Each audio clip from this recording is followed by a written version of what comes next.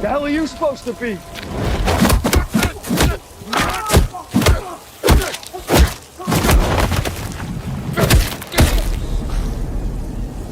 I'm vengeance. You realize deep.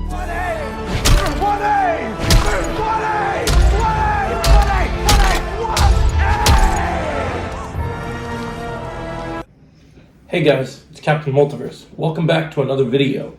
So I just got done watching the first 4 episodes of Stranger Things, and I posted a short sharing my thoughts. So if you guys haven't checked out my short, please make sure you leave a like on it, and hopefully this review will be out soon enough, and you guys will be able to check this out as soon as possible. So once again, Captain Multiverse here.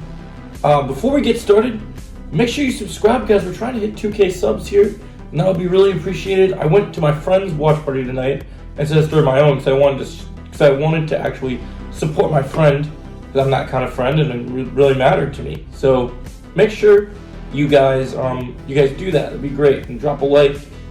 Let's hype up this video. This is one of the first reviews hopefully coming out tonight for you guys. So even though I work in a couple hours, I want to get this review out as soon as possible for you guys. So Stranger Things Season 5 Part 1. Now I loved Season 4, but it feels like it's been years since Season 4 came out, and I thoroughly enjoyed Season 3. But there just was some things in Season 4 and 3 that were missing in terms of Stranger Things, that Season 5 thankfully gets back. And to be honest, in my review, this may be a lengthy review, but it's going to be very vague. I don't want to get any spoilers in this review, guys, because I want you guys to be able to enjoy the show for what it is. So let's start with, I have no negatives for this season.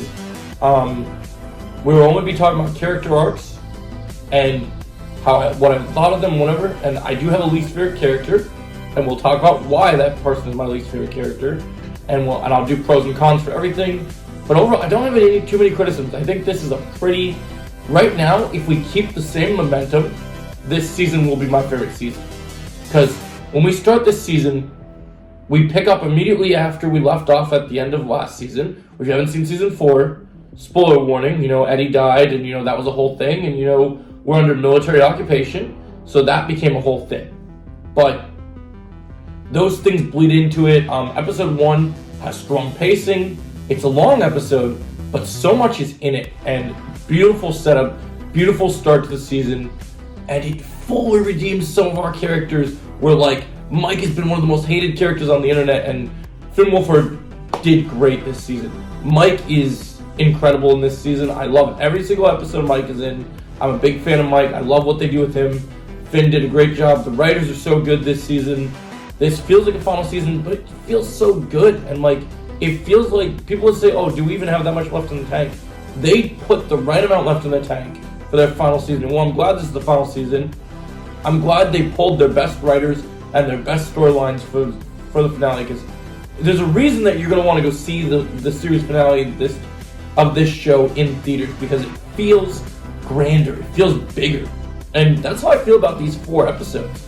The build-up is beautiful. We don't even see Vecna until the second to last episode, so it's pretty wonderful how that's all set up. But so yeah, love Mike, love Eleven as always.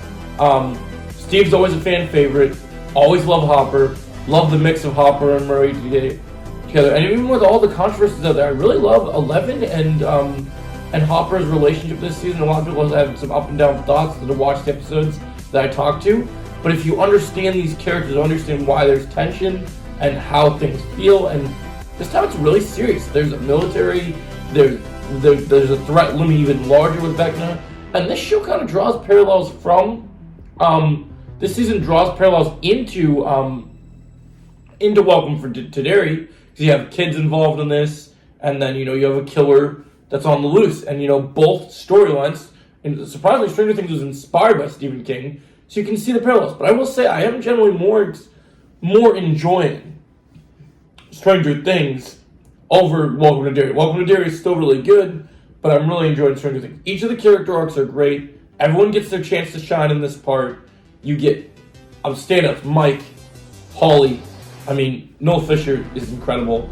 I love the work she's done. I'm not normally into child actors, but she's grown into something quite unique. And while she doesn't have a ton of screen time I love what we get with Sadie Sink in this season. Sadie Sink has been a fan favorite of mine, and I love how they treat her in this season. Love how they treat Mike. Love how Hopper is. Murray gets a couple laughs in there. Steve's great. My only nitpick with this season is Dustin. Dustin feels very much in the Dimitri area, like of Cobra Kai, where he's going on an arc, like Padme would say, going on a path I can't follow, and just he's the only one I have kind of a little red flag for me. But it just depends how you feel preference. Really like Erica.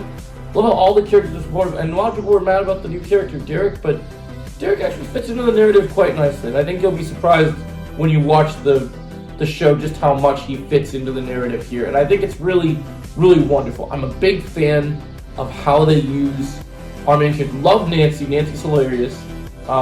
Love seeing more of the Wheeler family this season. Really great to see. And I won't spoil it, but there are some surprises in here. Some characters that you might not expect to show up that are really nice. Great music choices for this season. Like I said, great pacing. If I had to rank the episodes before we get into the full score for part 1, so my score for my episodes ranked are: episode 4 is my favorite episode. I give it a 10 out of 10.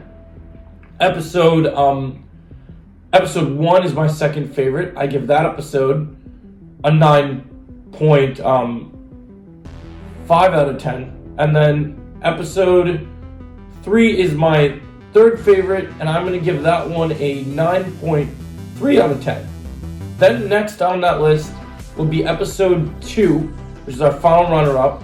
And episode 2 is going to get a 8.2 out of 10. So it goes 4, 1, 3, 2 in terms of my order of ranked episodes. But overall, part 1 of Stranger Things. So we got to talk about the big chief. They don't talk about the big chief. So first, Linda Hamilton and the military occupation. Great narratives to the story. Love how they're woven in here. Love how it's all blended together.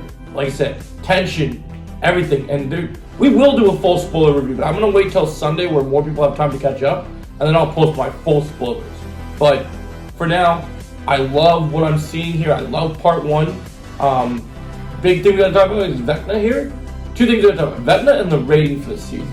So Vecna, he doesn't get a lot of screen time, but you see a little bit of Henry Krill, and when Vecna emerges, the tension of the story changes. It goes from 0 to 100 very fast, very easily, and I even love what they do with Robin this season, and I can't wait to see where that progresses. And one character who I've been kind of on the fence about this season is Will is going to surprise you. Will is a standout, as is Mike, and I can't wait. And Jonathan's pretty good too. So love all the characters, love what directions they're taking with each of them. Think they did a brilliant job. Great unexpected characters get to interact, and you'll be blown away, and it's mind-blowing. So my score for part 1, one more thing before we get into that, guys, is this season, unlike previous seasons, is TVMA. So if you have kids watching this show with you, or kind of more squeamish audiences, I would choose to not let kids watch this right away and wait till they're a little bit older.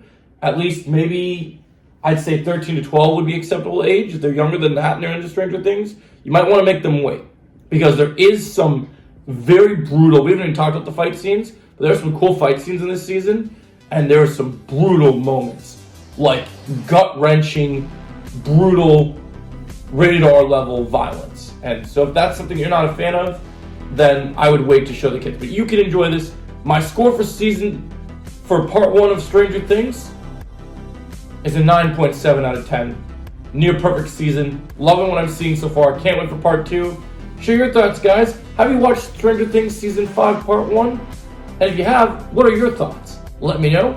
And as always, I'll catch you in the next video. Thanks for watching, guys. Goodbye.